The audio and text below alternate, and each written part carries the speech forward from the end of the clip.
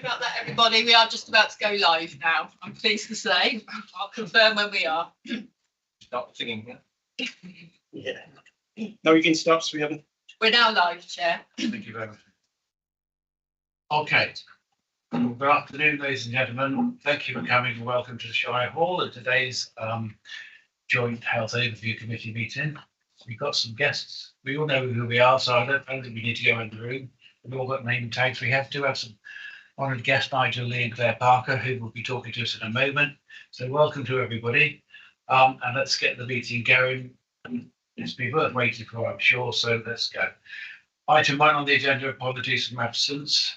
I have Nigel Dugmore and Simon Fogle. Apologies, I just want another thing out. Membership changes to note. Councillor Kate Halliday, who was our vice, has resigned from the committee, and her replacement will be appointed at the next meeting of Shropshire's Health Overview Scrutiny Committee meeting. So we haven't got Kate with us today. Julie Davies, Director of Planning Performance, NHS Shropshire, Telford and Wrekin, is unable to join us as well for the meeting, and Angie Parks, Deputy Director of Planning, will be attending for her remotely. So she'll be on the screen in a second. Declaration of interest. Is there anybody with any interest they need to declare? No? Okay. Thank you very much indeed. Minutes of the meeting held on the 8th of April 2024. Can these be confirmed as a correct record? And I am aware that David Sandbach has already identified some additional points. The minutes have been amended. Can we agree them? Are we? Move the amended minutes. Sorry? Move the amended minutes. Yes. Good, thank you. Have we written those amendments page? If that's different. That's since the minutes were circulated last week that those amendments have been made. You're aware of those, are you? There are. Okay. The committee officers are all aware of it. Happy. So, okay, thank you. Thank you. Thank you. So we've got a proposal to accept the minutes. Be all in favour of doing so. Thank you very much indeed. Let's move on then. So the minutes have been recorded as a true record. Item 4, the bit we've been looking for, update on the joint forward plan. And as I said, the following guests are here to help today. We have Mr. Nigel Lee, Director of Strategy and Partnerships, Shrewsbury and Telford Hospital Trust. And Claire Parker, Director of Partnerships and Place, NHS Shropshire, Telford and Wrekin. And one thing I didn't mention, but I need to do so, I need to inform you this meeting has been live streamed and recorded. Please can I ask you to identify who you are and your name and role before talking, because it's been live streamed, so people need to know who you are. And please, if you do address the meeting, can you use your microphone whilst talking, and can you please turn it off when you've finished talking? Thank you very much indeed. So I'd like to pass over therefore to Nigel and Claire, who are going to do an update on the joint forward plan for Shropshire and Telford and Wrekin. So, ladies and gentlemen, the floor is yours.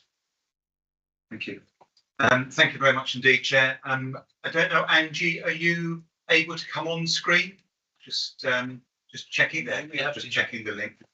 So we will do a three-way discussion. As per your request, Chair, then my name's Nigel Lee. I'm the Director of Strategy and Partnerships at SAT, but I've also got a dual role as the Director of Strategy at NHS Shropshire and Telford and Wrekin, and so really working very closely with my colleagues Claire and Angie on this. So primarily here in my ICB role rather than necessarily the trust, but obviously it's a really important combined effort in terms of across the integrated care system.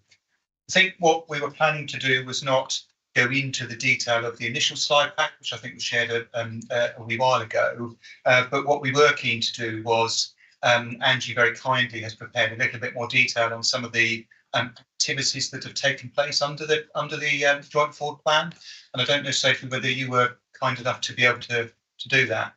Is it possible, Angie, given you've been the author, would you be okay just to run through briefly these slides?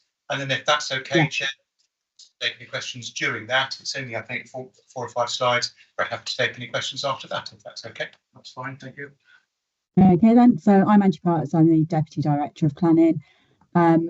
And what we did on the joint forward plan for 23-24 was a progress review of the actions that were highlighted as being planned during that year. So can I go to the first slide, please? So the process that we undertook was we pulled out all of the actions that had a date during that year, and we individually asked the people that were identified as responsible for them, primarily within the ICB, to link with some partners in the local authority and the hospitals and our other providers to get an update on how much progress we'd had against those actions. Any actions that had been identified as completed were marked as that, and that's what's summarised across the next 3 slides. Any action that was not completed in full, we then assessed to decide whether we'd moved on and we needed a different action in its place, or whether we needed to roll it forward into 24-25. And then any of those actions that were identified were rolled over into the new revised JFP that we're in the process of finalising at the moment. What I will say is that this isn't every action in the areas. This is just the ones where they had been highlighted at the start of the year as being in the JFP. So it might be that there are a lot of other actions and you think that doesn't feel like all the work we've done in that area. It is literally just those actions that were identified in the JFP. Next slide, please. So what I've done with this slide pack, and of course we're happy for that to be shared with everybody, is I've sectioned it in the same way that it's sectioned in the JFP, so hopefully it'll be familiar to people. So what I've done is the area and then kind of the high level completed actions. So for example, in person-centred care, one of the key things we said we were going to do was to have a person-centred care facilitation team who would start to coordinate and enable kind of that approach to be put into transformation programs, and that has been successfully implemented during the year. And you can see there we actually have evidence of that with the women's health hubs, that person-centred approach was kind of central to that work. For reducing health inequalities, one of the key things that we identified was we didn't have enough dedicated roles across the system. So with the kind of change in the ICB, we've actually created a health inequalities team, which is one of the things we said we wanted to do.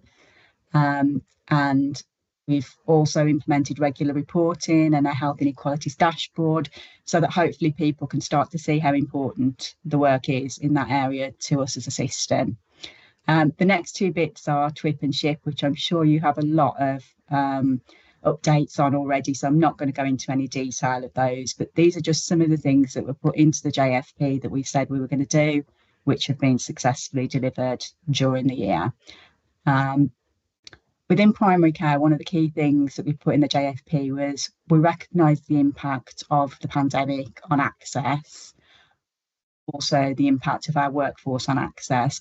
So one of our key things was making sure we had an action plan developed across primary care about how we were going to start to address that.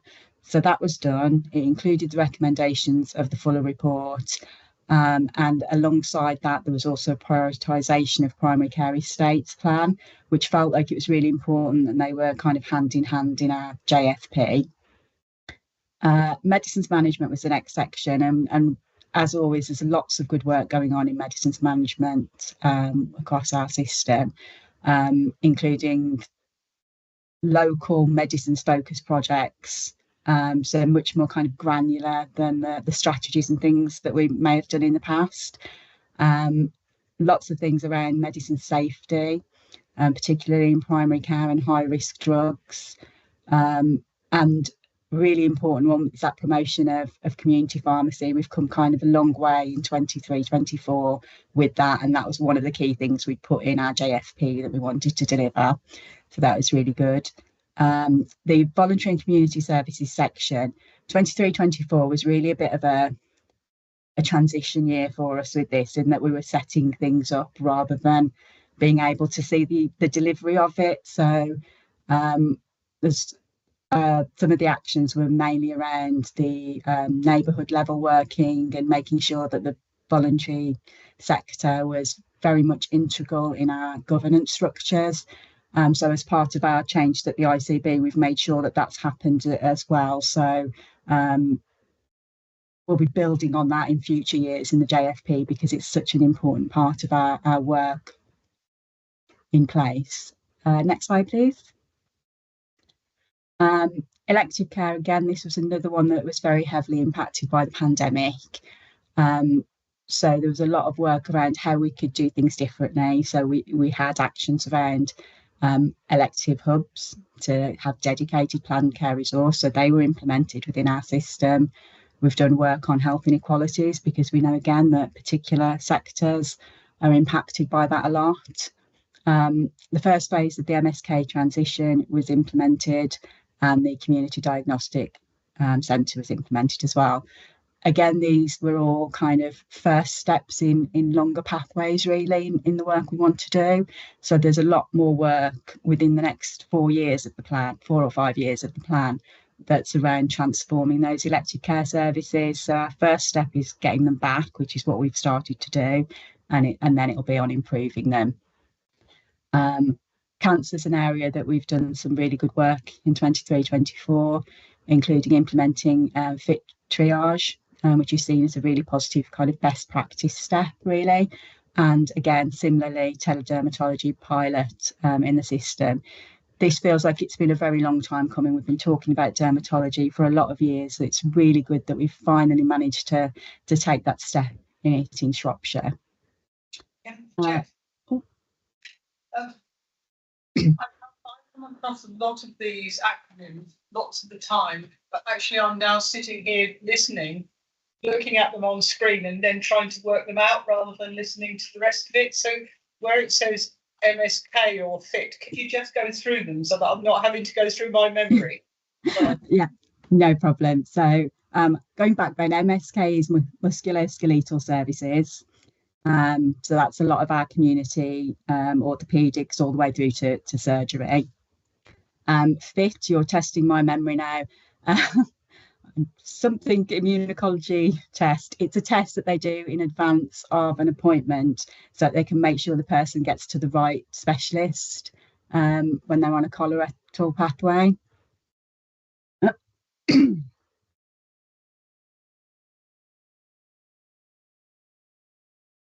Is that okay? Yeah, that's fine. It's just that every time we come across one, I'm still thinking of the last slide. When we come on. So the NHS, I'm terribly sorry. I try to avoid them where I can, but I've obviously failed in this one.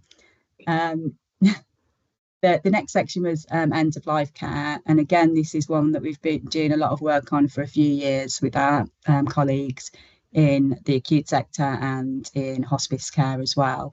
And one of the things that we identified as really important this year was to make sure people were identified and actually on palliative care registers so that we could make sure that they had personalised care plans. And that has been increased this year with the work that's been done with the GPs and with the hospices. And similarly for children and young people, we've established joint working relationships across the system with Hope House to ensure that those children and their families are much better supported than perhaps we have previously, and it's in a much more joined up way. Again, this is a piece of work that's got much longer term goals, so we've got a lot more work in the coming years around this area. Urgent and emergency care is the next section, and we all know this is very challenged in our area, but we have had some really good specific pieces of work, and again, building for future work. So one of the things we've targeted is high intensity users. So these are the people that go to A&E regularly, maybe call an ambulance regularly. Often these same people are turning up at primary care regularly. So it was about making sure we could put support around these people to support them to have other options, so that the default wasn't to call the hospital, that they got that support and care around them to help them manage their situations. We've started a review into pre-hospital urgent care services. So again, these are the things like Shropshire, and the MIUs, the minor injuries units and things like that, to kind of say, have we got the right pathway there? Is it the right services before somebody gets to A&E? What else can we put in? How can we use our resources differently? So the initial review's been completed, and again, that's a longer term piece of work where we're then going to look at how we design those pathways around that.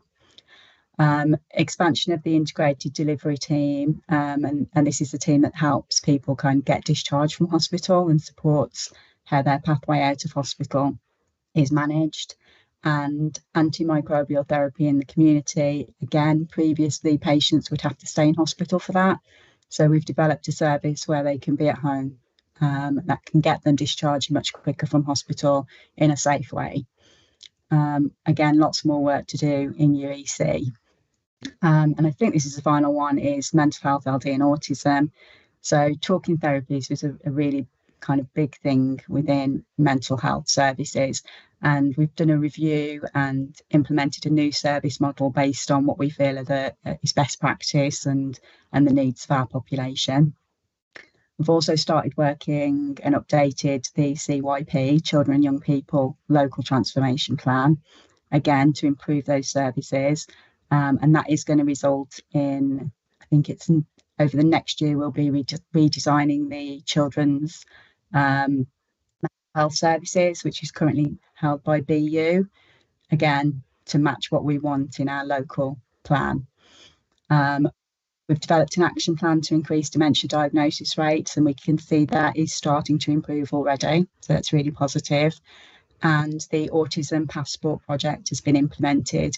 And this is so that people with autism don't have to keep telling their story. They have something they take with them that tells people what their situation is and makes it kind of a much easier transition between medical services for them. And I think that's the last slide. Yeah, thank you. Any other questions? Yeah, can I thank you for that presentation? And I got one or two questions that arose from that. When you're talking mental health and autism, talking therapies, what do you mean by talking therapies? Is that people having difficulty talking, or is therapy being delivered by talking? It used to be called cognitive based therapy, and they've changed it to talking therapies, which is just people talking through what their issues are. So it's about getting that communication going, whether that's in group settings or one-to-one with a therapist or with other health professional, and it's within our mental health service. Thank you. My second question was, A&E repeat patients keep turning up, diverting them elsewhere. Where are you diverting them to, and how are you managing that?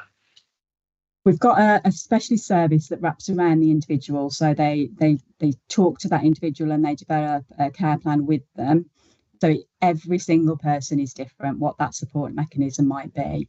It might be, in certain circumstances, they would call a helpline. It might be that they would actually call their doctor, and it's all agreed in kind of, my understanding is that it's a multidisciplinary discussion. So there's lots of people involved in those discussions, and every single service user ends up with a different response. Their plan is individual to them based on their needs. And I know that in some cases, I'm not sure about our local ones, but in other areas that I've seen this in operation, it can be something as simple as just having that person on the end of the phone to talk to can really make a difference. I'm happy to add to that, Jeremy. Yeah, and so I think we know that obviously, you know, it's one of the elements within, you know, the challenges for our emergency departments, but high intensity service users, those people who perhaps do visit the emergency department regularly, as Angie said, that's quite right. Often they have really quite complex needs and quite dissimilar across that. So by having a multidisciplinary approach, that will include mental health, it will include physical health, it will include community services, it will include possibly social care, police and other different services. It could be a factor of homelessness, it could be a factor of long-term conditions, it could be a whole range of different things. So I think the whole point is this is where you have true spirit of multidisciplinary working. Voluntary community sector and voluntary and charitable sector often are really powerful allies in supporting people, particularly if they're some distance from nearest apartments as well. So one side of it all, everybody's different, everybody has different needs basically as well. Yeah, yeah, and we try and tailor that support to make sure that people are supported. Can we might pass those questions over there? Can I just ask what's the effect going to be of the transformation plan of closing one A&E in Telford and opening another one with elective surgery in Shrewsbury? Will that affect that particular case of people just turning up? Potentially not, and I think we know now that people who arrive at both the two hospital sites, they may not necessarily need emergency care. They could need urgent care of some kind, and often people who turn up very regularly may not necessarily always need urgent care. They may need a broader set of support. So whilst our hospital transformation programme, and again, it's not focused on that today, that is important for clinical service sustainability, we will still have the ability at both our hospital sites to support patients who arrive and therefore have those needs. So it is really important that we continue to support the population across Shropshire, Telford and Wrekin who need that support. Thank you. David. Hello, my name is David Sandbach. I'm a co-op to Shropshire Council. One term that these patients are sometimes referred to as frequent flyers. And my question is, two questions. First of all, how many, what's the caseload in a year of these people? And secondly, do you collect data on the output? In other words, what actually happens to them at the end of the episode? Can you answer those two questions, please? I'm not involved in the actual service, but I can go away and find that out in terms of the caseload and what happens to them. I do know that we do collect information continuously throughout their journey, before, during and after the intervention, but I would need to go away and speak to the people involved in that. Chairman, can I just say at this point, we often are promised information at this committee, and we often don't get it, or we don't get it for a long time. Can we put a date on your promise, please? I can't commit to the people's response times. I can say that I will chase it today, and I will let you know when they tell me they will be able to have it by. It's not me that you need to let know, it's the chairman and Absolutely. Okay. Any other questions? It's me, thank you. Good, thank you. Councillor Advocate. Thank you. Quite a concise presentation, very good, but my questions around all of that are, some of these will have been completed earlier than the beginning of April this year, because it's 23-24, and therefore you're beginning to look at outcomes. How do you measure how successful these changes have been? And no implementation will be perfect. What do you do with that learning, and how do you build that into the next thing when you're already working through so many different work streams? So I'm interested in those tweaks, how well they work, and the outcomes.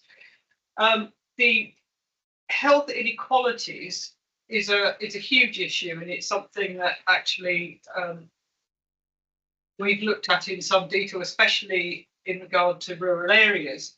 So what do you use for a baseline in those? Because how do you know it's improved if you don't have a baseline? And again, I'm interested in the outcomes. You talked about the elective hubs. Presumably there's only 2 of those, are there? I'll defer to Nigel on this one. So we can come in with a couple of those. Yeah. Thank you. And then you're talking also in all this presentation about how some of these things are going to take much longer to implement and go through. That's all completely justified. I'd just quite like to know how long, when you expect those to be finished, because a target gap date is a really useful thing, because then you and we begin to start learning from all of those things. Yeah. Okay. And my last one is about mental health. The mental health stuff, especially around children, has been ongoing for as long as I can remember. Mm-hmm. So how do we know that this time the changes, because I've sat here and listened to changes in children's mental health services time and time again. So how do we know that this time they're going to be more successful? Because this really blights children's lives, and the length of time that young people have to wait to be seen is huge. And it was 43 weeks. Is it still 43 weeks? And how far have we got down all of those? And is there ever going to be a virtual mental health team? And we do quite a bit of stuff online. And I know from some of my older residents that actually a phone call to be assessed just tips them over the edge. The phone calls where you're filling in a survey, they can't cope with it because they're not seeing an individual. There's no empathy. It's just, so there are a number of issues around that actually I don't know whether you're beginning to pick up with any of these things. I can understand why you might want to do stuff online, or you may want to do it on the phone because it's quicker and cheaper and so on. But for some people, they just won't engage. In terms of the specifics, I don't know the specifics, so I will have to go back for some of those. Let me just try and go through what we said. So how we're going to measure the impact of outcomes. We've got a lot of work going on, particularly around measurement of things within the JFP. We have deadlines for all of the actions within the revised JFP, so you should be able to see those where those things are going on longer, when we are predicting that they are going to be finished. So hopefully that will help with the deadlines one. In terms of the impacts, it's up to the individuals running those projects, but they work very closely with their BI teams on how they're going to measure, what they're going to use as a baseline, how they're going to show success. So there is a lot of work that goes on behind the scenes. I just don't have the individual details for all of the actions within the JFP, unfortunately. I don't know if Nigel's in a better position. I'm very happy to pick up, and we've noted each of your questions, Councillor. So. Yeah, I guess there's a few things around the joint forward plan. Obviously it's a 5-year plan, and it's a collaborative plan. It's not just a health plan. It does include our places, our local authorities and our other partners, and Health Watch have contributed to it. Some of the actions where the dates have been extended are either because other things have become priorities, and so therefore we kind of had to do a framework. We're actually developing something that's prioritises more robustly, I guess, rather than us going, that feels like it's important, because for me, this plan is really about making sure that prevention, community support and that integration in place is really a good focus, rather than constantly focusing on the ED department all the time, so that we can make sure that some of the things that we are delivering. I think when I came and presented the JFP in its first year last year, I did say I think that the first year is going to be about a lot of setting up and implementing and making sure that we now get that impact on the people that we serve effectively is going to be the measure of the success. And that's what we've got to do. So we're developing an outcomes framework so we can measure those impacts. And I understand where David's saying we need figures, but we do the plan with like 110 people that work in our organisations, and we kind of collaborate, and this is high level, and there's actions that then sit underneath it that we need to make sure we get better at, managing and monitoring. I think my question really is, when you're setting up systems, you must have some idea about how you're going to measure it, because otherwise you don't set the systems up properly. You won't have the absolute, which is why I was talking about tweaking and so on. But it's those lessons learned, and how can we as a scrutiny committee see where your journey is and where you've got to and where you're measuring? I think you're absolutely right. And I think when we've done stuff in the past, we probably haven't had those specific measurables, and that is happening now pretty much in 95% of the cases. As we do things and we improve things, we are definitely doing that.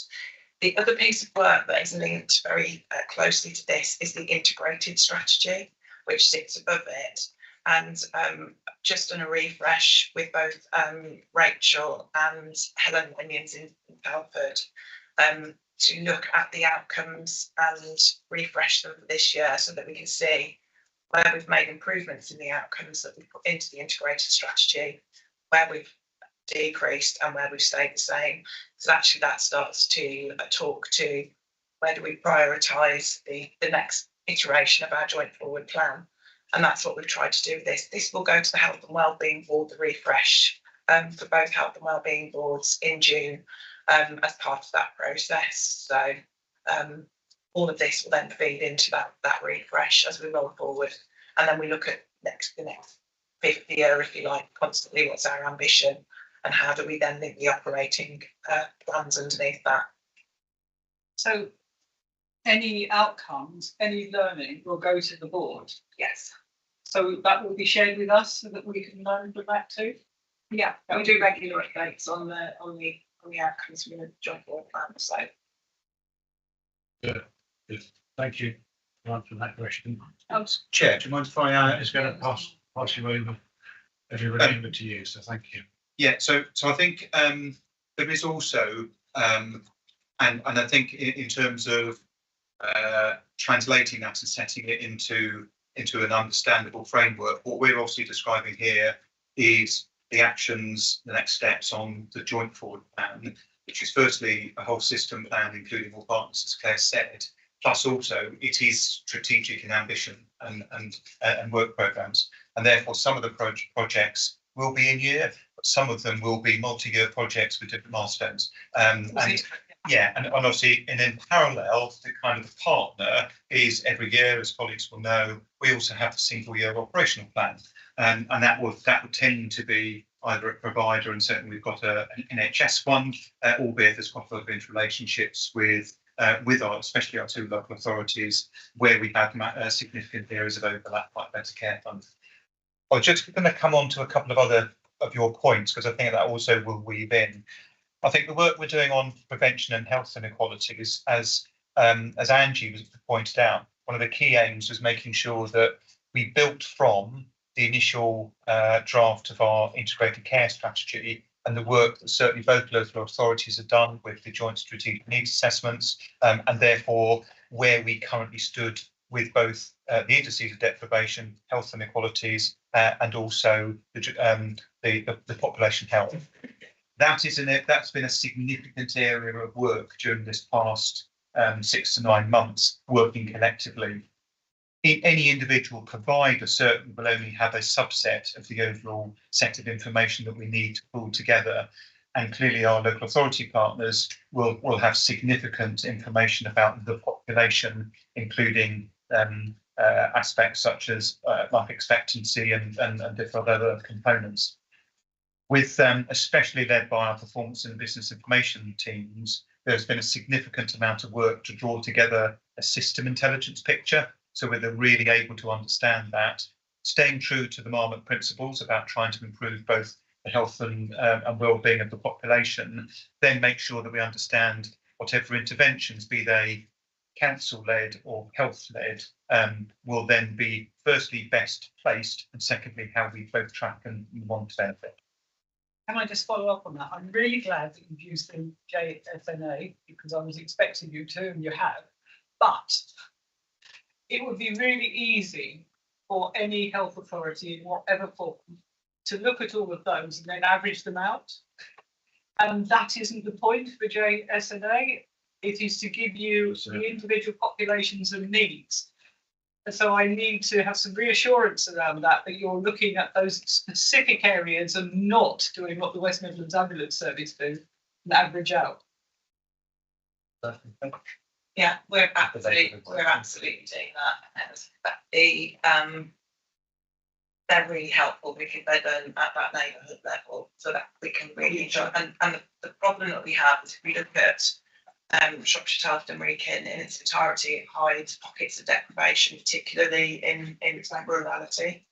It can also hide deprivation when you compare it to benchmark other systems as well. So for Telford particularly. So absolutely, we are using those joint strategic needs assessments, and part of the neighbourhood work that we've been doing. And I'd really like to come and present some of the neighbourhood work that we've been doing, both with Penny and Sarah Downs in Telford, about how the communities are coming together. So Highley Story, Oscar Street, the Family and Children's Hub, South, what's happening, and what we're planning to do in Bishops Castle and Ludlow as well. So that we now need to roll out that as part of the joint forward plan. It's part of the place-based work.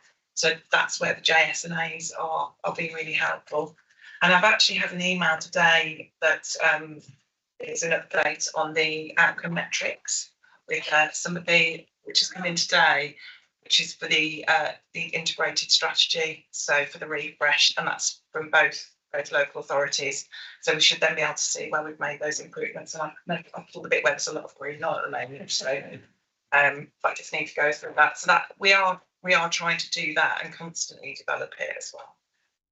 We also recognise that this is an area where joining expertise is vital, and our system prevention and health inequalities group is chaired by one of our directors of public health from the local authority, the lady from Telford and Wrekin.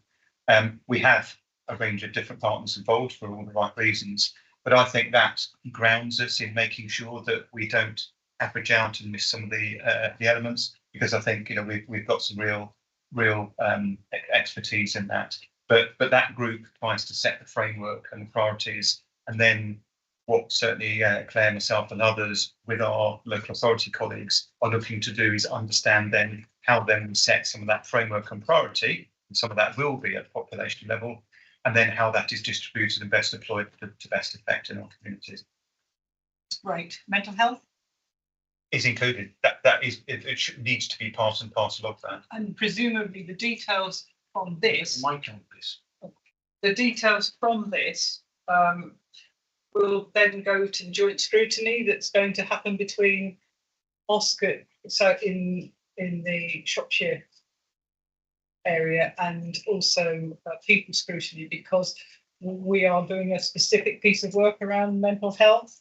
So these outcomes and what you're doing with that is going to be vitally important to that. Yeah. Can I just say the report, the presentation you alluded to, you may be able to do soon. How soon can you do that? On your neighbourhood and what's happening? Yeah. That would be very interesting for us to see, I think. We have got a presentation, so if you want, you can come here, I can't bring it. That's Okay. no problem at all. Well, I think we could all learn from that. If it's a proven exercise, let's share it and see what we can do. Yeah, we've actually been taking the presentation to a number of areas, so it would be really helpful to bring it here at an early stage, because there may be some support that you can give us as well around sort of, particularly when we're looking at neighbourhoods where we haven't started that implementation approach. Can I just talk about the mental health piece, the outcomes, because obviously that's a piece of work that I was really, really close to. The outcome framework for the mental health services is improving, and that we know that the demand has, particularly for children and young people, has become excessive, but we are also looking at innovative ways of community support through the neighbourhood work as well, because there are a lot of issues related to mental health that are related to wider determinants. So children and young people going back into school without support after having 2 years of not socialising, etc. How do we look at that from different lens?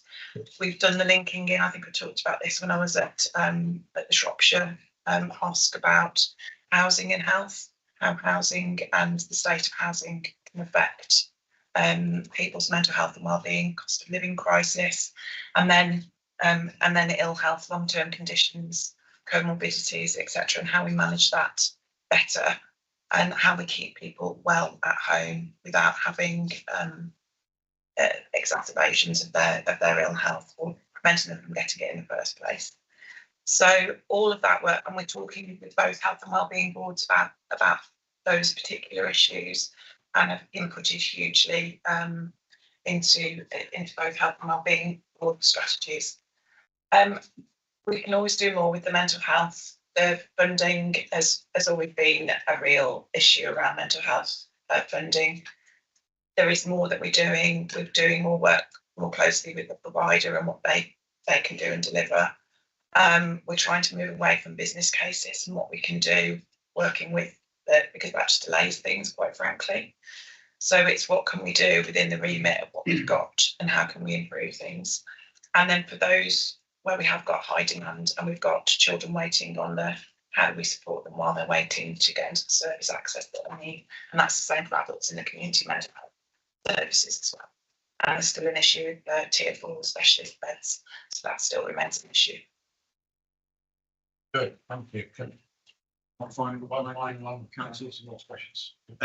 Just one final one. You asked about the surgery hubs. Yeah. So the private elective surgical hub will be in the Princess Royal, which is due to open at the beginning of June. That's a hub, not hubs. Correct. But it was hubs that's why I asked the question. Okay. It's a start. Right, Dag. Thank you. I'm Doug Saunders, Stockton Shropshire Council. We don't often look forward. This is an opportunity to take a strategic view, really, and so a bit of a scattergun, and partly using the Harold Macmillan line of what stops you implementing your plans. It's the events, dear boy, events. So looking at some of the underlying potential threats and opportunities within that, and as I said, a bit of a scattergun. So if you'll excuse me for that. We've been concerned for quite a while over replacement of some of the personnel within the county. GPs, for instance, we know when we've got a good idea when GPs are going to retire. Do we know when how we're going to appoint replacement ones? We've got a growing population across Telford and Shropshire, so we don't need to stand still on that. So have we looked within the forward plan or unlived forward plan of the challenges we're going to have from retiring GPs, retiring practice nurses, retiring pharmacists, retiring dentists who are providing NHS dental care? Have we built that in, and how we address that, accepting that we're in a national pool? So that's the first first thing. Looking at the population changes that we've got. Second thing is in terms of also population, the ageing population. We've got ageing population, and you referred to dementia, and you referred to ageing well. But again, are we sufficiently outward looking on how we address things like falls for older people, things like isolation? These are the things that often lead to high levels of demand on health and social care. We know that some of the underlying issues in relation to ambulances waiting outside, patients in corridors, is to do with social care and community support. We've lost our community nursing, has been cut. Within the forward plan over the next 4 years now, are we looking at increasing the numbers of community nurses in the community to enable more people to be discharged earlier and supported in the community? And you'll know that there are national studies that have shown that it's the community care that is the critical factor in terms of blocking and getting people out of the hospital to create the space. Lifestyle issues, and although for many, many years, my agreement with the whole of Shropshire's health service, but now located in Telford. And you are very familiar because you just shown me what I looked at this morning, the stats, I presume, looking at those reds, looking at some of the Telford stats. And I've got them in front of me, for the number of, the enormous problems of obesity in Telford and Weekend. And we've got to think a bit wider than we are. Have we ever sat down with the supermarkets and talked to them about the sugar content that they have in their thing? We don't. We talk about health service, and we talk about the local authorities, and of course GPs are very well aware of these things. But do we go wider and look at the determinants in society that are leading us to these massive number of obesity and the and sugar intake and the illnesses that come from that? Because we don't look wider, if we just stick within our silo of health and local authorities, we're actually not going to make those wider changes and understanding. Education is another bit that we must make sure that we're engaging constantly with education about those things. I know there is obviously local authority education, but there's a lot of the education factors now outside local authorities. So we do need to make sure that we are still engaging education, particularly in terms of lifestyle, and lifestyle include diet, exercise, etc. You won't be surprised if I raise digital exclusion.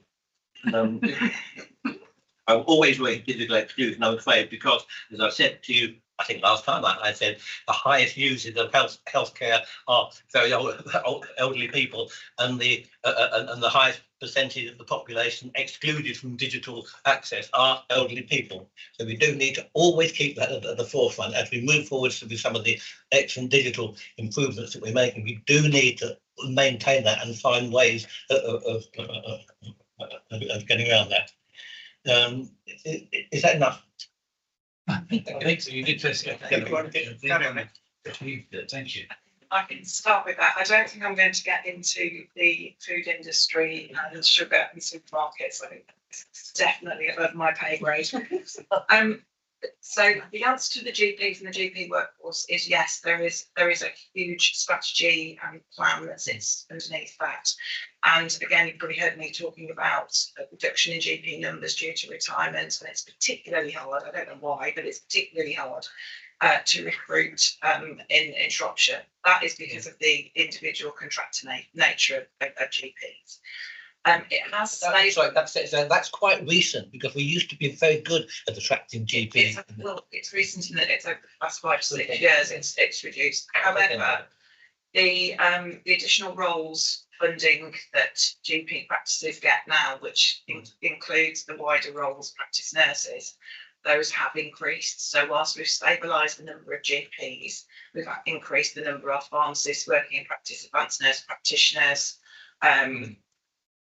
therapists, physios, etc., and that kind of wider healthcare. And again, that's really helpful when you're starting to look at integrated services that are close to people's homes. So there is a huge strategy around that, and I would ask, if you were interested in that colleagues from the primary care team and the workforce team come and talk to you about some of that, because it is part of the overall workforce plan, which is one of our enabling priorities, because it's a challenge across country, but it is a particular issue for us across Shropshire and Weekend.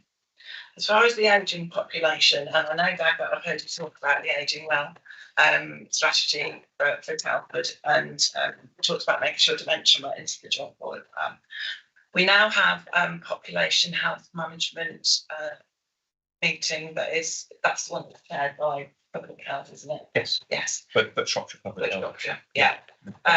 So actually what we're doing is looking at the system data to make sure that we can almost heat map where we need those specific services, because actually if we've got a limited resource, we've got to fire them in the right place. So we don't want to spread the money over here if there's no dementia over here. We want to focus it on here. So that's what our population health data is now starting to tell us, and we're starting to map that out. I had a very interesting conversation with it was somebody from one of the community hospitals, League of Friends, about neurology and were they a hotspot. So actually I've got the team, I've gone away and asked our BI team, will you have a look?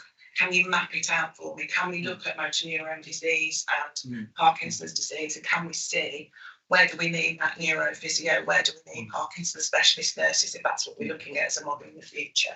So that's what we're trying to develop. There's a huge full strategy that's being led by our Chief Nursing Officer at the moment. We know that that's has a massive impact on our older, I won't say frail, our older communities and living alone and adaptations in the home and so on. So there's a huge strategy around that. We're linking in with the fire service around that work in both sides. So the fire service are also interested in the isolation issue and what they can do, because there's a lot of fire stations that we can use as potentially as hubs. So we're having those conversations. And we've also, I've linked up with the leisure teams in Telford and Wrekin about what else could we do in the leisure centres, apart from have offices for us in Wellington, obviously, but other things that we could do around isolation and that sort of thing, building on the warm spaces type work. And then community nursing, I'll pick that up. I don't have initially for me. I don't have an answer for that, what it looks like. But I will. I'll pick that up as part of our local care programme work and just go away to the community trust and just check with them what their numbers look like, what there are associated roles, what the community teams look like, and how that's changed. And I'll work that into our local care programme. So many years of shifting from into so fun. It's so difficult to do, but we know it's the right thing to do. We are doing. It's not always a role of nursing to do that. It might be that you've got pharmacy, phlebotomy, physio, occupational therapy, etc. as part of those teams that may be better. So we just need to look at that and unpick it and just see what's the makeup of those teams and what they're doing differently or the same. Education, absolutely. We need to do that better, particularly thinking about children and young people's mental health. We do already link in some of those areas, but we could do so much more. I think linking in health. And funnily enough, as a pharmacist back in the day, I used to go into schools, because I was a school governor. I used to go into schools and do those kind of things. And linking school nursing, but that's changed quite a bit. So I'll have to think about how we could link that into some of the community and neighbourhood work. Leisure I've talked about, and digital exclusion is most definitely, we have had a little part of digital strategy, but we are thinking about how we do, where people aren't able to use digital technology, they can access it with support through things like their GP surgery or libraries and that sort of thing. So any help to help work through that would be gratefully received. I think sorry to be downloading. Good, thank you. I think that is needed actually, because we do have now the population. You've got the doctors' surgeries all now with a new computer system, booking appointments by email and so on. And I think we're going to get two-tier society unless we do something about it. Right, Derek. Derek White, Telford and Wrekin. So these strategies have all been completed and you're ready to fire up with them. I would assume by being part and parcel of that is actually talking to all the partners. You check whether it's affordable, deliverable, and able to be put out, and we'll soon start seeing results, hopefully. And some of these are the big areas, which is obviously access to GPs, and we're talking about mental health for our young people, we're talking about general wage, we're talking about the whole remit. And we're going to need to actually make sure that we see some details about how it actually is being delivered. And I would ask our Health Watch colleagues to actually be part and parcel of this, because this is really their bread and butter. And we need to actually make sure, and we will be asking them to help us do it, because they're professional, far more prepared than we are. But really, I mean, you said mental health will improve. It couldn't get much worse, could it? We've got young people who have been failed for years.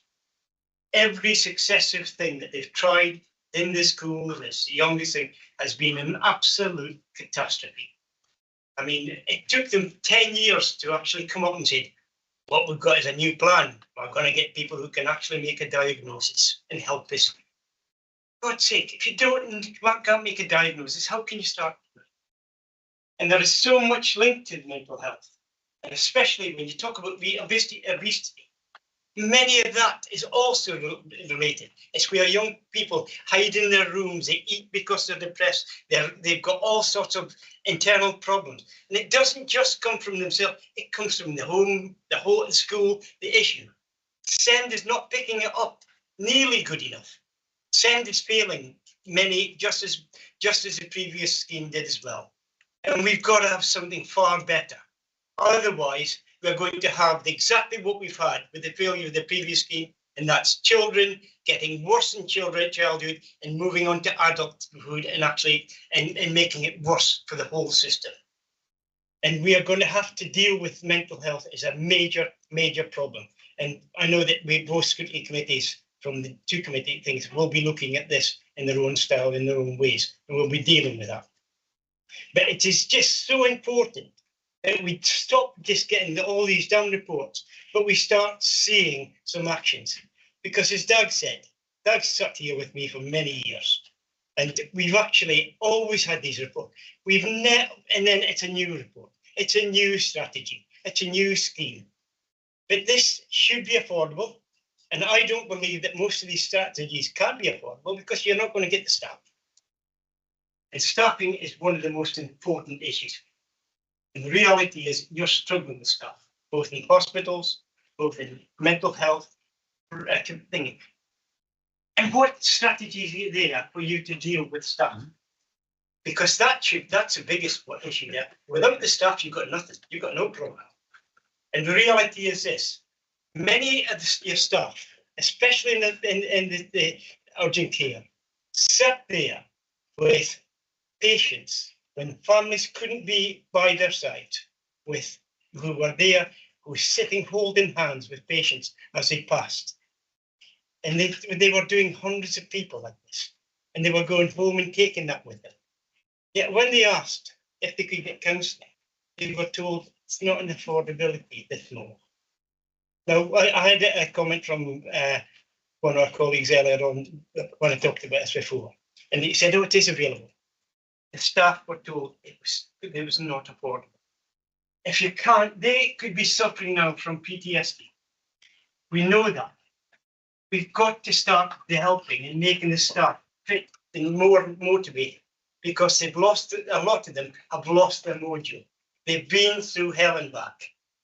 And you've got to actually start firing up ambition and actually getting more younger people in there to help and support.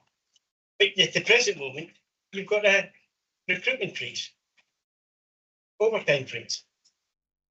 You've got all these different freezes on. How in God's name are you going to do that with the staff who are demotivated and struggling? That's it. Please respond with that. Before you do, can I just say, one of the things I want to ask about recruitment, staff and retention, staff morale. I think that leads into what's been said. You know, we know that the staff at the bottom, they're not going to work very well. And I do hear all sorts of stories of people crying on wards and nurses, etc., being really upset. I don't think that helps. And if there's something we can do about that. But please answer his question. Obviously there's quite a lot in points, Derek. That no, and I think I would just want to cycle back with a couple of your earlier points, if that's okay. Because I think, as Claire said, one of the important aspects of the Joint Forward Plan was it was absolutely created by partners. It wasn't Claire and one or two of us sitting in a darkened room. This was really, really important that it was developed by our mental health trust, the hospital trust, community team, the local authorities and other partners within that. So in terms of are these felt to be the appropriate plans and the courses of action and you know the longer and medium term plans, and are they within the gift of those organisations to deliver? That is absolutely part and parcel of why we've included in that. I think the point around mental health, I'm not a mental health expert. I think it was one or two colleagues in the room that were part of a recent Shropshire Health and Wellbeing Board, a real focus on children and young people, a refreshed joint strategic needs assessment on the on children and young people's requirements and population health, particularly in Shropshire, or similar focus within Telford and Wrekin. And I think it was really useful to hear our mental health trust and relevant council colleagues talk about the work that was being done, the impact that was starting to be seen, some of the changes in, for example, waiting times, but also the outcomes for those children and young people. I think I would absolutely not be doing it justice by talking about that here, but I would certainly recommend that being a topic of discussion with that.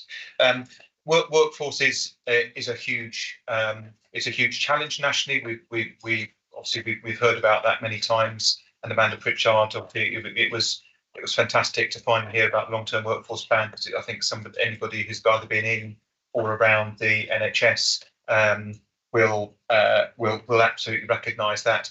I suppose, given our integrated service focus that we have, I think it's going to be just as important for our local authority colleagues with a key number of specialist areas. Just from an NHS side, I know that there's significant focus on that. I can speak certainly with more knowledge about the hospital side, the acute hospital. There has been a real focus on everything from apprenticeships, which I think have blossomed in terms of their breadth.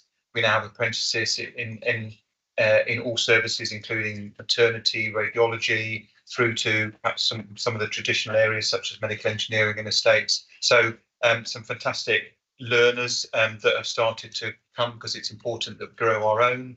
That has been significantly supplemented with recruitment from overseas, which again has been really valuable. Some really high quality individuals, again, not just nursing, but also across other different parts of the organisation. And that is replicated for Robert Jones, the Shropshire Community Health Trust, and others.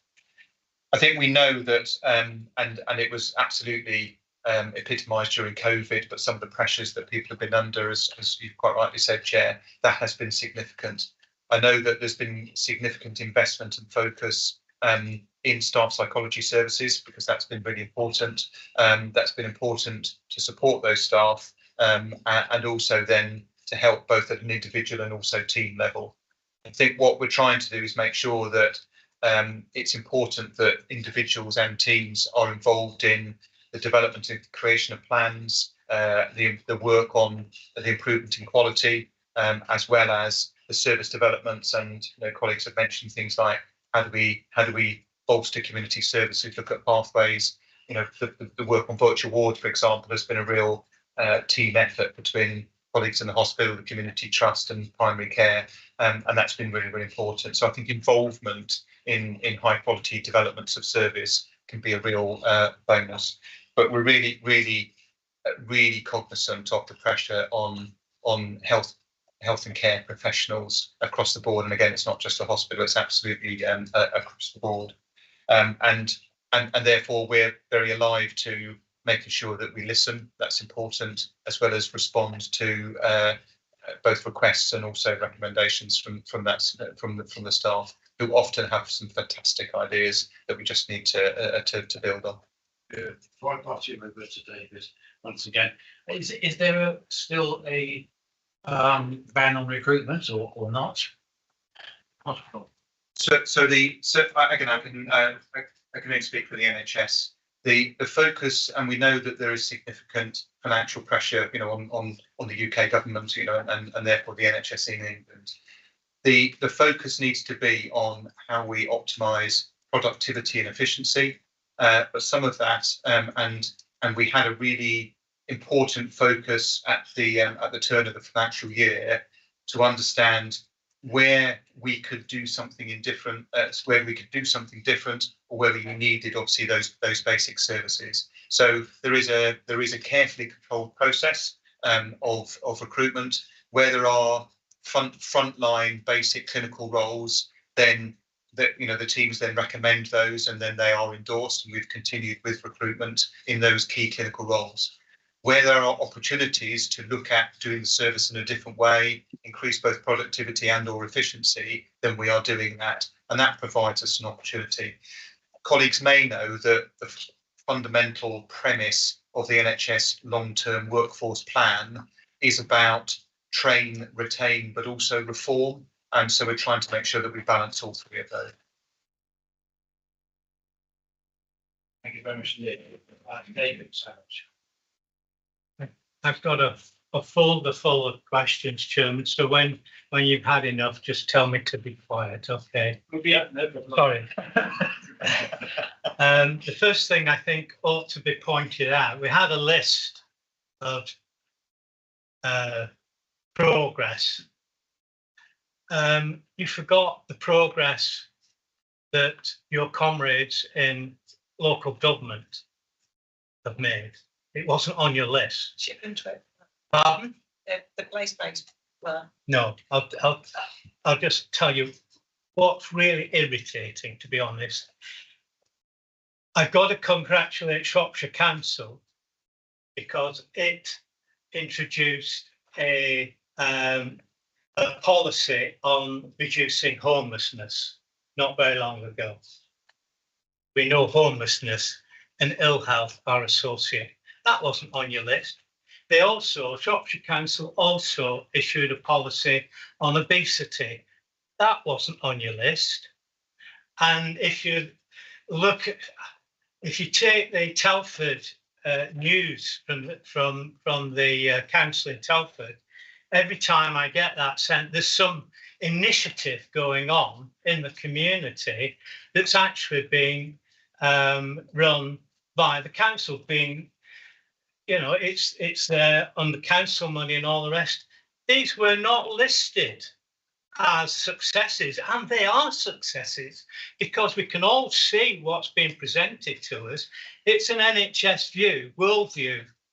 It's not a partnership view. That's the first point. I'm really annoyed that you can't actually give credit to your partners in lists that you want us to see. As far as mental health is concerned, between 1982 and 1989, I was responsible for the mental health service. And every year, I pointed out that the percentage of the Shropshire budget that was given to mental health services was way below comparative groups. So my question is, what percentage of your money is actually spent on mental health services? Do you know that? I don't offhand. Do you want to find that out? I'm happy to. And would you like to let us have the answer quickly? Will do. Thank you. Before we had the presentation, we actually received the presentation, yeah, which I studied in great depth. And I'd like to ask a few questions around that presentation. That's all right, Chairman. Now, one of the slides, I don't know which number it was, but it had priority 1, priority 2, priority 3, and priority 4 on it. Do you all remember that? Yeah. Slide you. 4. Slide 4. It's slide 4, right? So the question is, how can people, not just folk here, people measure your success in achieving these priorities? How can they be measured?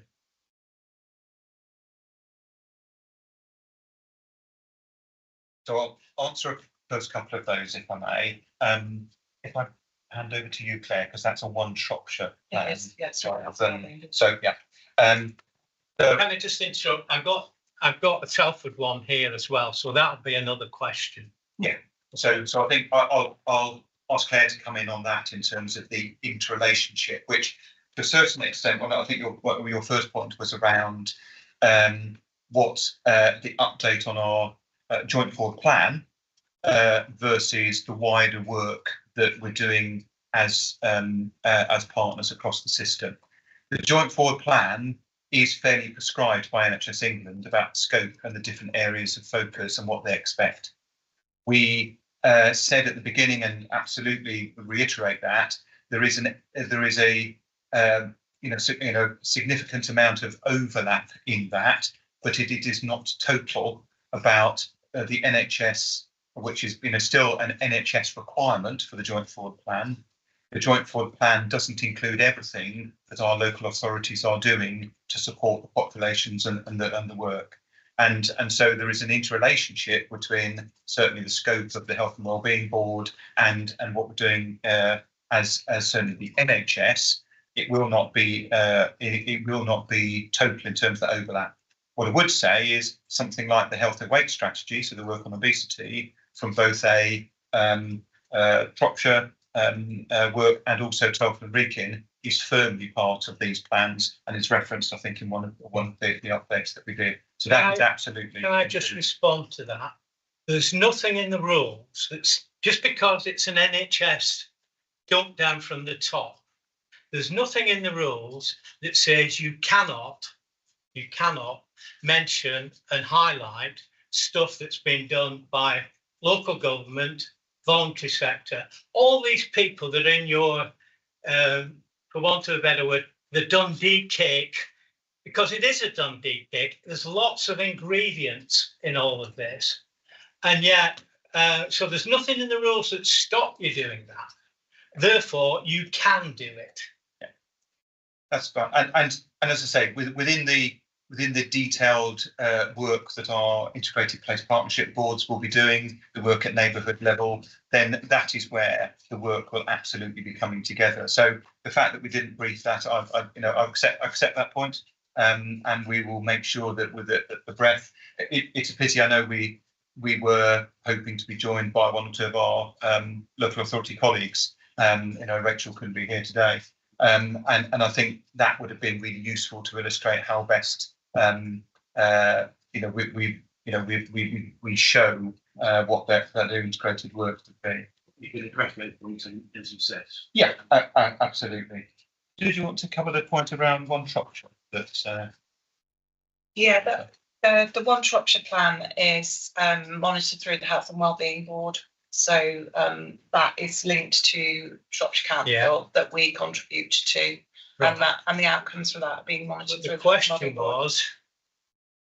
wasn't about Health and Wellbeing Board, Chairman. It was about how can people measure your success in terms of achieving priorities. And I don't think there is any method for a proper method for looking at success, how well or how not so well you've done. You don't have a database that would help you to do that. We're developing the data that we do get. I think outcomes are notoriously difficult to measure, and we are getting there. David, so I think we've really moved a long way forward in the last 12 months, given the limited amount of business analytics that we've had. And we've been very reliant on local authority colleagues because they're much better at doing this than we are. So I think we've got to get better at showing where the improvements in the outcomes are to our population. And we're not there yet, but that is absolutely where we are trying to get to. And we are starting that process. We've got some, not all. The integrated care partnership work, integrated strategy work, that we're starting to look at. And also, I think it was Derek's point earlier, we've got all these strategies. They're not just sat on the shelf gathering dust. We are trying to make sure that they're actions, that they've got times, they've got roles against them, that people are held accountable, that we get assurance against them. Because all of those things together then give assurance to our population, of which I'm included, that things are different and they start to feel different. Because you can tick the boxes and you can show the data, but it's actually how do people feel. So I think that's the bit that we need to get to. there's lots of things you've just said which I totally disagree with. But if I may, Chairman, I'd like to move on I'm sure you'll learn that. to Telford and Wrekin.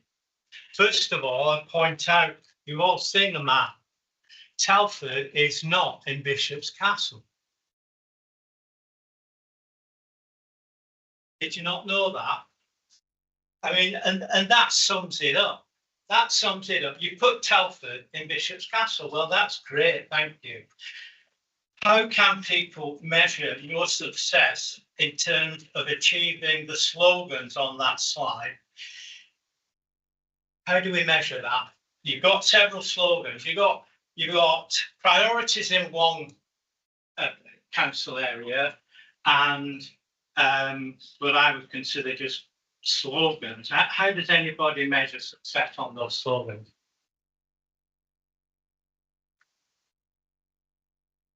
I actually took that off a Telford and Wrekin slide that Sarah Downs provided for us for this presentation from Telford Council. So it's their fault. No, I'm just saying it's just a fact. I think suggest that are we suggested or intimated really that what we'd like to know is if you benchmark where we are now, and then you have your forward plan, well, target that you can say, well, in May this year we were here and now we're there. So that you can, is that the sort of calculation? Well, the 10 is along those. I've taken each of the slides and asked a question. The next slide is person-centred care. And the one that really intrigues me is the last sentence: proactive care model in place across STW, impact evaluation, suppression of 32 beds. I've never heard that before. Suppression. How do you suppress 32 beds? You dig a hole and put them in and then fill the hole of it. Who wrote that? Me. And what does it mean then? Because you can't actually take 32 beds out of the hospital because you will always fill them. But we've shown that the proactive care model has kept 32 bed worth of patients at home. So it's not a suppression of 32 beds, they still remain. Yeah.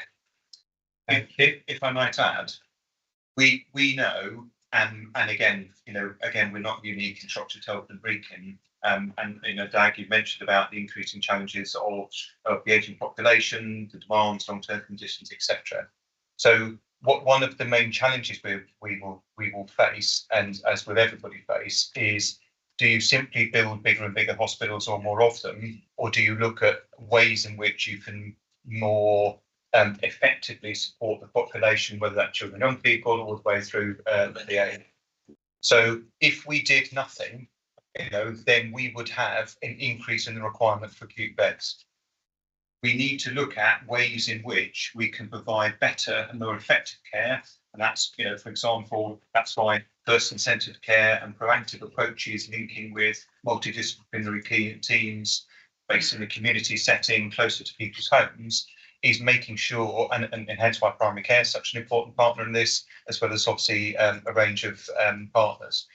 We need to do that to make sure that not only do we provide better care, and that links to then addressing both health inequalities and support with other factors, but also it means that we don't end up with unaffordable, inappropriate care, and that is about suppressing the otherwise increased growth for acute beds that we would need.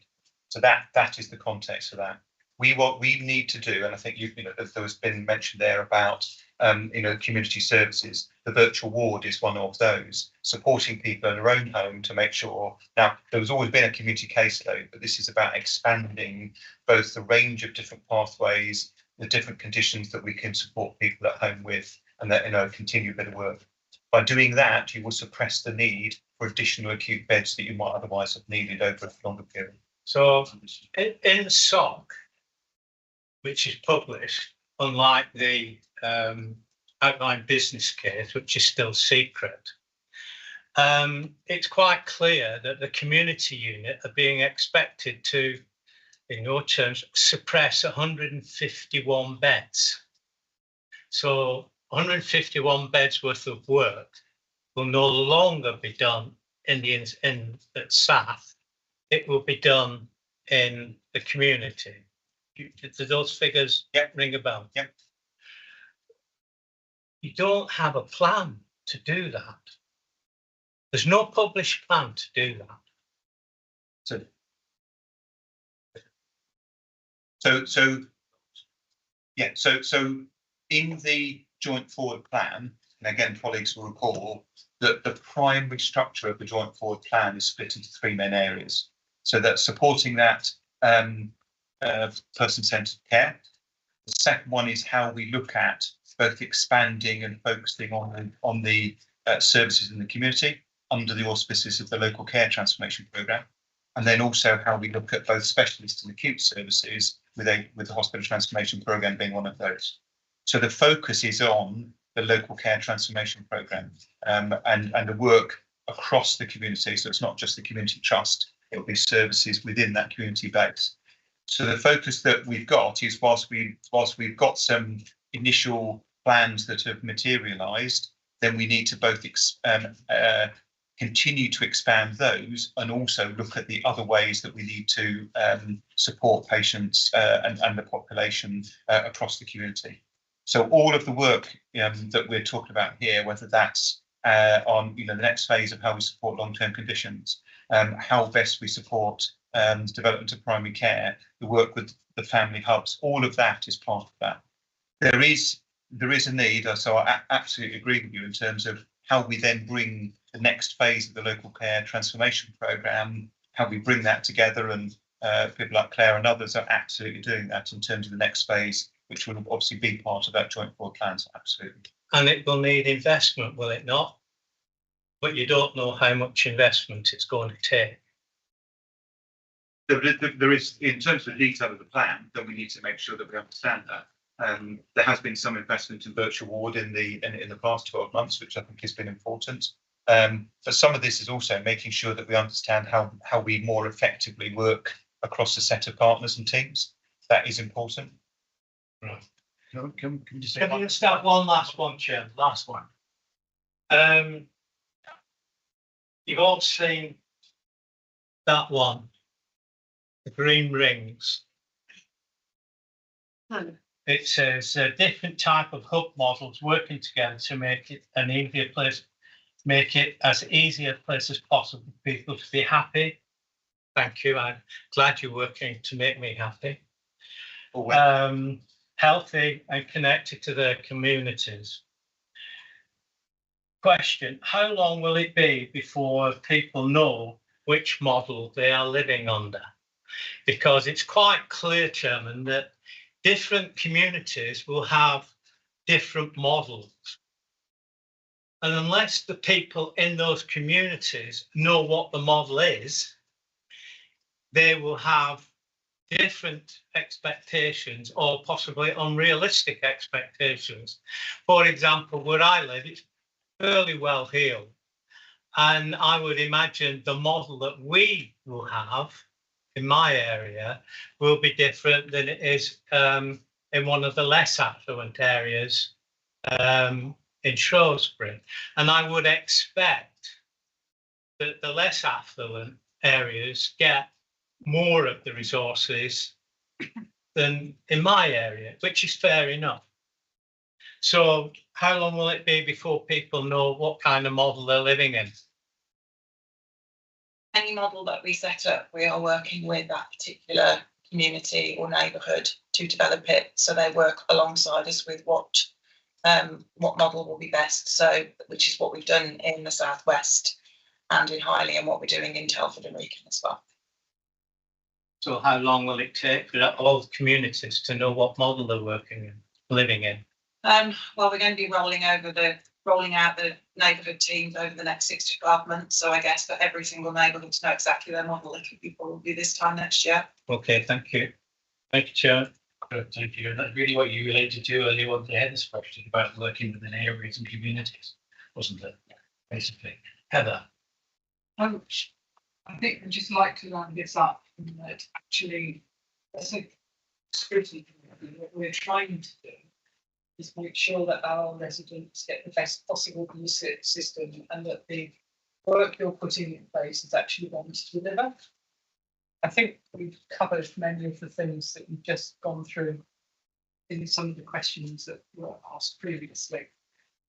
So when we have presentations like this, they aren't always clear to us exactly what they're going to deliver for our residents. I think your work around those communities will have to coincide with the work of the JSNAs, which are not complete yet. And both Jeff and I know that public health here are working very hard to get them completed, but they do take time to do them absolutely correctly. And I think Rachel was saying they're going to take probably to the end of the year before we actually get them all. So it will. I wouldn't expect you to be delivering on each of those community areas without the JSNA detail behind it, because those are things that actually deliver for us. So I'm grateful for what you've said here, but always be aware that we actually need to know exactly how that's going to deliver for us, and I know you do. And we will always ask difficult questions, but I think it is the outcomes that are vital. So thank you for what you're doing, and next time we will be asking about outcomes. Yeah. And probably when we have a presentation, if you're completely on board with knowing that's what we were going to be asking, then that would be helpful. I think those areas around mental health and the waiting lists, and actually how we're going to deliver for young people, because I really don't want to see another model that's not going to deliver for young people who sit there on waiting lists for huge lengths of time. So just as a roundup to what we've heard, I'm hoping that that's helpful. Thank you for saying that, Heather. Yeah, in a nutshell, I just think, as we said before, I think we're expecting to be able to benchmark where we are and where we're going to be, so that we can actually see the progress and actually see where we're not progressing, and then we can maybe help take some action supporting that. So thank you for that. And I do like the idea of every community having a tailor-made workforce or community spirit working together, because that is essential. And especially if we're working with virtual wards. Before we wind up, can you just tell us, is virtual wards actually working? And when you go into hospital or get them out of hospital, there's two ways of virtual ward, is there not? Can you just comment on that? And also the overall impact on the transformation plan. Is that how you, is it affecting you? Is it making it easy for you, this transformation plan, or are we going to expect any hiccups along the way? So I might just start with clarity on that final point, Chair. But so virtual ward, and again, I'm not supposed to as it to some, but it's been an important feature, especially over the last 12 to 15 months. It's absolutely a joint project, and it's needed. It's needed the involvement of primary care as well as community services, as well as the acute hospital. As you say, it's important that we recognise that it is just as relevant and important for what's called step up. So people might need support whilst they're living at home. They might need that support for additional, support in their home, as well as if people have had a hospital episode, that they need to be supported in some way once they come out of hospital. Clearly, what's called Pathway 1, that we do have sort of various different care packages and others, especially working with local authority colleagues. But this is about making sure that actually we provide the right intervention and really those sort of extra care packages of those people that have those next level of needs. It is working. There's a variety of pathways, whether that's for people with respiratory needs. Cardiology has been one that I know people have been working on the last few months. And I know there's also work that the teams are starting to consider on, for example, oncology, albeit actually what we do want to do is make sure that we provide day case oncology treatment, where some of that is quite specialised and they do need to take care. Clearly, there's also been some fantastic work over the past 12 months that I've witnessed for dialysis at home. for those people that are able to not only support themselves, but also again are sufficiently fit and healthy. And yes, they have just a short training for themselves to be able to do that. But again, for people in there, who are otherwise fit and healthy, to then be able to do that in their own home, and select their own time, as opposed to need to come into the hospital. That's again a big step. In terms of the points around the wider transformation programme, so I didn't know whether it's just the hiccups along the way. Any when you're starting, are you coming up against things like you haven't got the right staff, you've got people in the right place, you haven't got what you think is in that community, those sorts of things? So this is not just virtual ward; it's more broad. Yes, right. I don't know if you wanted to. Yes and no is probably the answer. We've been working, so the Shropshire neighbourhoods, so Highley, Oswestry and South West Shropshire, we've kind of used what we've already got and then started to work with the people that work in those communities, local town councillors, voluntary community sector, and then try to assess where gaps are so we can kind of build on that. And using the joint strategic needs assessments as our baseline for that, we then sort of try and see, well, as we plug that gap, what do we need? Is it extra physio appointments? Is it ophthalmology? What is it that we need and how do we deliver that? And that's kind of the conversation that we're building on. What we try not to do is have two lots of conversation. It's one, because there's a lot of engagement that's been happening through the JSNAs, and then you don't want us then coming in and saying, oh, but you've already told us. So we're building on those kind of community assets, and that might include estates, it might include workforce, it might include volunteers, and then looking at, and then what further do we want to do, and how does that meet the outcomes for that neighbourhood. So there's a lot of really good capacity. For me, it's about building a framework of sustainable voluntary and community sector and how we take that forward so that we're not kind of relying on that for nothing. It's making sure that we get the right teams communicating. Some of it's simple stuff, and some of it has been as simple as you talk to you and then amazing things happen. So yeah, there are places where we do need to have more of maybe community nursing or what have you, but we're doing that on a place by place basis. So us as a council can work with you in those communities. And you are. And help those. So we are helping and doing what we should be doing. Yeah, well, that piece of work is a real collaborative piece of work. It's just brilliant to be involved in it. Good, that's nice to hear. Lynn. Thank you. So just a couple of points from me, really. Firstly, when I read the first presentation and obviously the second, I would agree with Heather's points that what I think the public would want to see is the evidence of impact. And because that's not something that as Healthwatch we always hear about, because people know that they're getting a service, but they might not know what that service is called.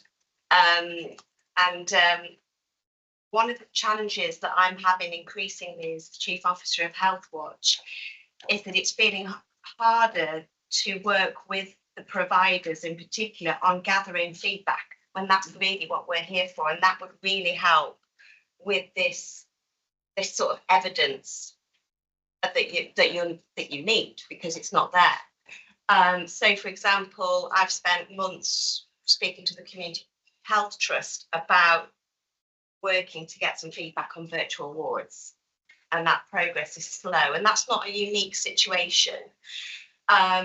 But fortunately today I went and met a carer support group, and one of them was so keen to tell me of a really positive experience she had on virtual wards, and I've taken that experience down about how, as caring for a 90-year-old mum, it was great that, you know, it felt for the first time that services were working together and it was seamless. And not only did her mum get what she needed, but she felt that she got the support she needed as well after a bit of a meltdown. And what I heard was a brilliant example of that personalised care piece that you were talking about before. I suppose my ask is that, as I speak to the director of partnerships, really is to remember that we have a statutory function as Health Watch to gather this information. I've been trying to work with the system for some time now to work in partnership. We are too small to do some of this alone, because by you, I mean the system, you have the direct contact with the people using those services. So in order for us to get a really good feedback on virtual wards, we need the system to commit to communicating with everyone who's used it and sharing their feedback with us. And that has never happened so far. But that is the only way you're going to get the most as a system out of Health Watch. And I do keep banging this drum in every meeting I go to. So I'm just sharing it as here, that these are the conversations I'm having, and yet there is a resistance for some reason to working with us. And I'm not sure if that comes from the comms and engagement teams themselves, because the reality is we produce public reports, warts and all. But I do think that is a strength, and it would help the public to feel that we've got an open and transparent system if the system is working more closely with us. Because what sometimes happens, and the local authority has done this, so I'll go to them and I'll say, I want to do a piece of work to gather people's experiences of this part of your service, and they'll go off and do it themselves without us, and then there isn't a public report. And so this is just my general ask, is that, I do think the public want to see the success stories. There clearly are success stories. No one thinks that our system is perfect. And I just think it's about working together to get as much feedback as possible. Because you're right, outcomes are hard to evidence. But feelings and that personal experience we can demonstrate. And I know, for example, from just speaking to that lady this morning, that I want to share that good story, but I'm not really being helped to do that by the system. We will take that as an action. That was a nice thing. That was a nice nice to hear that someone else is appreciative and how we can express that as a. I mean, but we want to hear more. There are more, as a group. but we don't know who they are. Thank you very much. Okay, final set of questions, Derek. To be honest, you've really answered the question I was going to say, because basically, I love the idea of virtual wards, but I'm never confident the proper resources are being put in there, the staff being put there, or the outcomes. And I don't know if virtual wards are making people better or making people worse. And that's what I was going to ask, if we could talk to our Health Watch colleagues and ask them to carry out surveys, because that's what they do. It's their bread and butter. Yeah, but I'd like also the Health and Recon one to do this the same. To actually go into people, you've got the power to go and talk to people in their homes, in their places where we don't. And it would be really useful, because it would put my mind at rest. I think it's a great idea, but as I said, the resources, the staffing, all have to be put in there, because otherwise it could be very damaging. So you've answered my question. You're trying to, but I find it bloody hard to do. So maybe we need to actually bang on people's doors, say, right, we need our Health Watch to carry out this work. Thank you. It's not to mention at the ICB, so they do know that they know I'm trying to do that. Anything to put Derek behind the rest. Thank you very much. Can we draw that to an end then? And thank Claire, Nigel and Angie for what you've done and for joining us. You're going to come back to us, Angie, are you not, on the data for repeat patients and so on? You're on mute. Sorry, I turned myself off when I coughed. Yes, I'll speak to the people who've been involved in that, and I'll get you a deadline for that. Thank you very much indeed. Thank you. Right. Can I thank you as well very much for what you've done? I think we've learned something anyway, so we're getting there. So thank you very much indeed. Next thing is co-chairs update. You want to say something on that? Ollie, what you want to say? Yeah, there's just one thing really to say. I'm sure most of you probably already know this is my last formal session on the Joint Host today. The press release went out this morning, so I'm joining Cabinet to have a really next week, which is really exciting. I just want to say thank you to everybody for my time on the Joint Host. I sort of thrown in the deep end. I'd just become a councillor, and I found myself chairing a Joint Host meeting that I didn't expect to be chairing. So it was good fun learning along the way. And also, I just really plead to the members of this committee, and I know Jeff definitely will take this forward. But I think we've managed to build up a really good relationship with the NHS. Over the last year in particular, and having that really positive and constructive relationship is really important to us. So I hope that we can keep building on that. And I know that's something that's really important to me and Jeff, and I know he'll take that forward. So thank you, everybody.